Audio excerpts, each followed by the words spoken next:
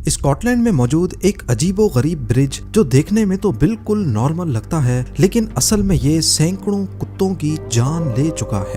पर आखिर क्यों?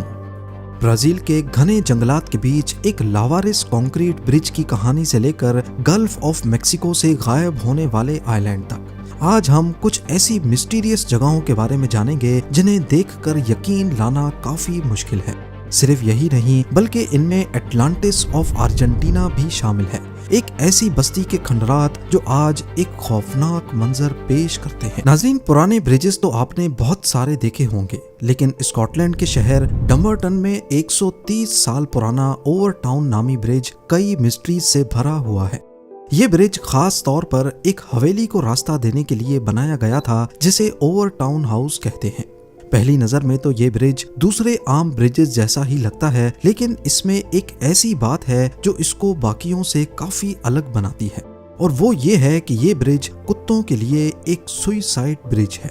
जी हाँ, पिछली कई दहाइयों के दौरान सैकड़ों कुत्ते इस ब्रिज से कूदकर अपनी जान दे चुके हैं, वो भी बिना किसी खास वजह के। लोगों का कहना है कि कभी कभी कुछ कुत्ते गिरने के बाद जिंदा बच जाते हैं, लेकिन बुरी तरह जख्मी होते हैं। जबकि कुछ रिपोर्ट्स में ये भी कहा गया है कि कभी कभार जख्मी कुत्ते वापस ब्रिज पर चढ़ते हैं और दोबारा कूदकर जान दे देते हैं। अलग अलग रिपोर्ट्स में मरने वाले कुत्तों की तादाद अलग अलग बताई गई है, पर यह सच है कि इस ब्रिज से कोई और जानवर नहीं बल्कि सिर्फ कुत्ते ही कूदते हैं। इन वाकयात की वजह से ओवर टाउन ब्रिज के गिर्द तरह तरह की थ्योरीज गर्दिश करती हैं। कुछ लोगों का, खासकर केल्टिक पगान को मानने वालों के मुताबिक, ये ब्रिज आसमान और जमीन के बीच की जगह माना जाता है, जबकि कुछ लोकल्स का मानना है कि ये काम पास मौजूद हवेली में रहने वाली एक बेवा के भूत का काम है, जिसे white lady of over town का नाम दिया गया है। एक और मशहूर थ्योरी ये है कि 1994 में एक पागल बाप ने इसी ब्रिज से अपने छोटे बच्चे को फेंक दिया था, और इसी हादसे की नेगेटिव एनर्जी कुत्तों को ऐसा करने पर मजबूर करती है। इन सब अजीबो गरीब थ्योरीज के अलावा कुछ रिसर्चर्स ने ज्यादा समझ आने वाली वजह भी बताई है। 2006 में animal behaviour expert David Sands ने इस ब्रिज की जांच की। उन्होंने नोटिस किया कि ब्रिज के नीचे जंगल में छोटे जानवर, खासकर मिंक्स की तादाद बहुत ज्यादा है। डेविड सैंड्स ने बताया कि शायद कुत्ते अपनी तेज सेंस ऑफ स्मेल से ब्रिज के नीचे मौजूद जंगली जानवरों को महसूस करते हैं और उनका पीछा करते करते नीचे कूद जाते हैं। एक्सपर्ट्स ने यह भी बताया है कि इस ब्रिज का डिजाइन और उसकी लोकेशन कुछ ऐसी है कि जब कुत्ते इसकी दीवार के ऊपर चढ़ते हैं तो उन्हें ऐसा लगता है कि जैसे नीचे खाई नहीं बल्कि फ्लैट सरफेस अभी तक कंटिन्यू है। पर यह थ्योरी भी अभी तक सही से इस्टेब्लिश नहीं हो पाई, क्योंकि इसके सच्चे होने का कोई ठोस सबूत अभी तक नहीं मिला। पिछले कई सालों से ओवर टाउन ब्रिज का ये मामला अभी तक एक मिस्ट्री बना हुआ है। कोई नहीं जानता कि सिर्फ कुत्ते ही यहाँ से क्यों कूदते हैं। अगर आप गल्फ ऑफ मेक्सिको के किसी भी पुराने मैप को उठाकर देखेंगे जो 16th और 17th सेंचुरी में स्पेनिश एक्सप्लोरर्स ने बनाया था, तो उसमें आपको युकाटन पेनिनसुला के नॉर्थ में एक छोटा सा आइलैंड नजर आएगा, जिसे बर्मिहा का नाम दिया गया था। बेशक उस वक्त मैप्स में इसकी लोकेशन थोड़ी बहुत आगे पीछे हो सकती है, लेकिन कम से कम हर मैप में ये आइलैंड जाहिर जरूर होता था। इस आइलैंड को पहली बार Spanish cartographer Alonso de Santa Cruz ने 1539 में गल्फ ऑफ मेक्सिको की ऑफिशियल आइलैंड्स की लिस्ट में शामिल किया था। लेकिन लेट 90s में गल्फ ऑफ मेक्सिको में काफी ऑयल निकलने लगा, तो अमेरिकन और मेक्सिकन गवर्नमेंट्स ने अपनी अपनी बाउंड्री सेट करना शुरू की, जिससे ये तय होगा कि कौन सी कंट्री के पास गल्फ ऑफ मेक्सिको में ऑयल ढूंढने की क्या लिमिट होगी। अब क्योंकि बर्मिहा आइलैंड युकाटन पेनिनसुला के करीब था, इसीलिए अगर मेक्सिको को ये आइलैंड मिल गया तो उनकी गल्फ ऑफ मेक्सिको में बाउंड्री बढ़ जाएगी। उस वक्त मेक्सिकन गवर्नमेंट ने 3 मर्तबा बर्मिहा आइलैंड को ढूंढने की कोशिश की, लेकिन मिस्टीरियसली उन्हें इस आइलैंड का कोई निशान तक नहीं मिला। मेक्सिकन नेवी का कहना था कि ऐसा मालूम होता है कि जैसे कोई आइलैंड यहाँ पर कभी था ही नहीं। बात शायद यहीं खत्म हो जाती, लेकिन उसके बाद एक वाकया हुआ जिसने लोगों को कुछ और सोचने पर मजबूर कर दिया। मैक्सिकन नेवी के बर्मिहा को ना ढूंढ पाने के एक साल बाद एक मैक्सिकन सेनेटर जोस एंजेल सेलेरियो, जो मेक्सिको के तेल निकालने के इलाके को बढ़ाने और बर्मिहा आइलैंड के वजूद के सबसे बड़े हिमायतियों में से एक थे, मैक्सिकन हाईवे पर कार हादसे में मारे गए। उनकी मौत के बाद लोगों ने बातें बनाना शुरू कर दी कि अमेरिकन CIA ने इस आइलैंड को मल्टीपल ब्लास्ट करके गायब कर दिया है ताकि मेक्सिको के गल्फ में राइड्स कम हो जाएं। खैर, उसके बाद 2009 में एडवांस्ड टेक्नोलॉजी की मदद से दोबारा से आइलैंड को ढूंढने की कोशिश की गई, लेकिन ओशन फ्लोर पे रेत के सिवा और कुछ नहीं मिला। 2009 में इन नाकाम कोशिशों के बाद मैक्सिकन सोसाइटी ऑफ जियोग्राफी के प्रेसिडेंट ने दावा किया कि हो सकता है कई सदियों पहले स्पेनिश एक्सप्लोरर्स ने जानबूझकर यहाँ फेक आइलैंड दिखाया हो अपने दुश्मनों को गुमराह करने के लिए। पर बर्मिहा आइलैंड वाकई कभी था ही नहीं, कोई कुदरती ताकत इसे गायब कर गई या फिर इसे वाकई यहाँ से जानबूझकर खत्म किया गया। ये सच आज तक एक मिस्ट्री बना हुआ है।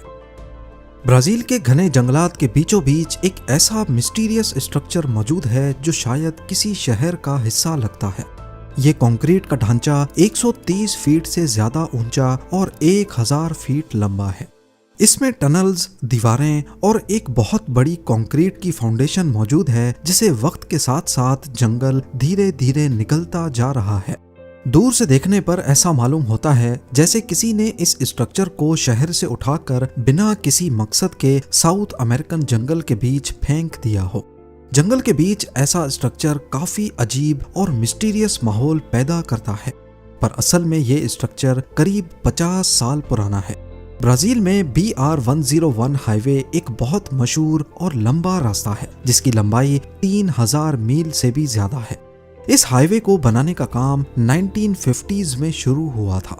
1960s में इस हाईवे के एक अहम हिस्से पर काम शुरू हुआ जिसका नाम वायरडक्ट पेट्रोब्रास था। इसका मकसद रियो डी जेनेरियो और साओ पाउलो के सेंटोस को जंगल से होते हुए जोड़ना था। 16 साल की लंबी मेहनत के बाद ये हिस्सा कंप्लीट होने के करीब ही था, लेकिन उसी वक्त ब्राजील में एक इकोनॉमिक क्राइसिस आ गया। हालात इतने खराब हो गए कि सरकार के पास इस वायरडक्ट पेट्रोब्रास को BR-101 से कनेक्ट करने के पैसे भी नहीं बचे। तब लास्ट मोमेंट पे प्लान्स चेंज किए गए और BR-101 को एक दूसरे कोस्टल हाईवे से जोड़ दिया गया और यूं ये वायरडक्ट पेट्रोब्रास अधूरा ही छोड़ दिया गया।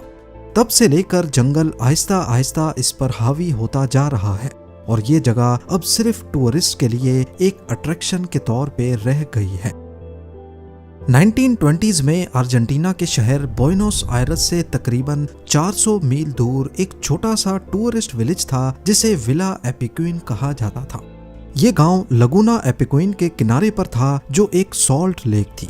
ये लेक काफी मशहूर थी क्योंकि कहा जाता था कि इसके पानी में नहाने से स्किन और हड्डियों की कई बीमारियां खत्म हो जाती हैं। जल्द ही ये जगह अर्जेंटीना के अमीर लोगों के लिए एक वीकेंड गेटवे बन गई। इस गांव में एक रेलवे स्टेशन और 1500 लोगों की आबादी थी। अपने पीक वक्त पर यानी 1970s में यहाँ एक साथ 5000 लोग रुक सकते थे।